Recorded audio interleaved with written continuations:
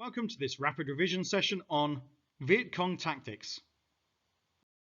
I've already done one video on the Viet Cong, which you might want to watch first before you look at this one here. That one covers their origins and why so many people supported them.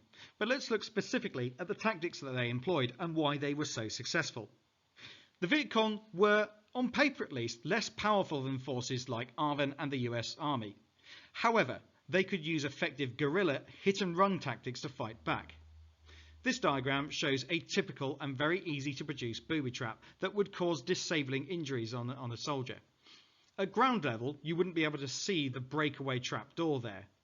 And it wouldn't just be a case of one's foot plunging down onto those metal spikes.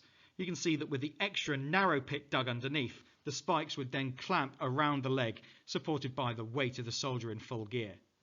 These nails would often be rusty or smeared with excrement, which would more likely cause an infection. That might not kill the person who fell victim to this trap, although it might, but it would certainly cause them the sort of injury and infection which would take a long time to heal. And after all, they would need help getting back to friendly lines, and that would take another 2 to 3 people out of action with them carrying them. We can see the effects on this on a standard issue American boot here. We can see a spiked bit of metal has gone straight through the sole. Later boots were developed with a piece of spring steel in it to provide at least some protection from this, but that was a lesson that had to be hard learned. Perhaps more gruesome still was the use of what was known as punji traps. Again, bits of sharpened bamboo, often smeared with excrement to cause infections, or sometimes designed to be complete man traps. The example I'm about to show you does show a dead ARVN soldier, so be prepared for that. In this situation, this trap seems to have been hidden in undergrowth in a ditch beside a road. Often this was done deliberately in combination with an ambush. When the Viet Cong opened fire, the soldiers instinctively and with their training would leap into the nearest cover, often a ditch. Sadly for this soldier, that was a fatal mistake. The Viet Cong were experts at hiding underground. Their tunnel complexes were well protected, deadly and effective. In fact, they were so well hidden that there are reports of some US and ARVN bases being built directly on top of existing tunnel networks, and then they were wondering how the Viet Cong were getting in, not realizing that they were already there. Here's how they tended to work. The tunnels were a secure place to hide out and organize guerrilla attacks. There were attempts to combat these though. Specialized US tunnel rats embarked on dangerous tunnel clearing missions, armed usually with a pistol, a knife and a flashlight. That's if they could find the entrance, of course. Not only that, Viet Cong fighters could rest and recover safe away from American and ARVN search and destroy missions down in the shelters. Similarly, first aid posts to treat the wounded would be used in safety.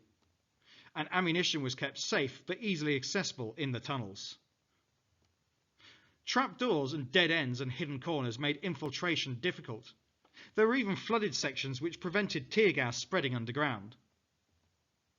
Also, the kitchens were dispersed so that the smoke, which might give away their position, was disguised, as you can see here with the remote smoke outlets. It's an ingenious system and one that really worked. So why? Well, now we'll look at some of the reasons why it worked. Basically, the Viet Cong decided that they needed to get the support of the people and to terrorize the enemy with surprise hit-and-run attacks and ambushes, what we might refer to as guerrilla warfare. This was done in the following ways. They would kill unpopular government officials in villages and cities. They would sabotage roads, bridges, and ambush the ARVN.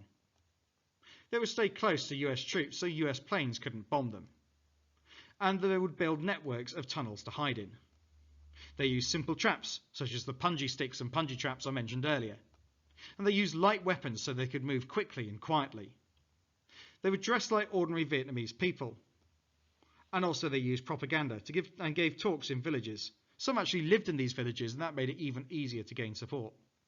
Notice where I've drawn the arrows. Some of these factors actually did both things. They got the support of the people and weakened and terrorized their enemies through guerrilla tactics. Some of them were just one or the other. Some final points then.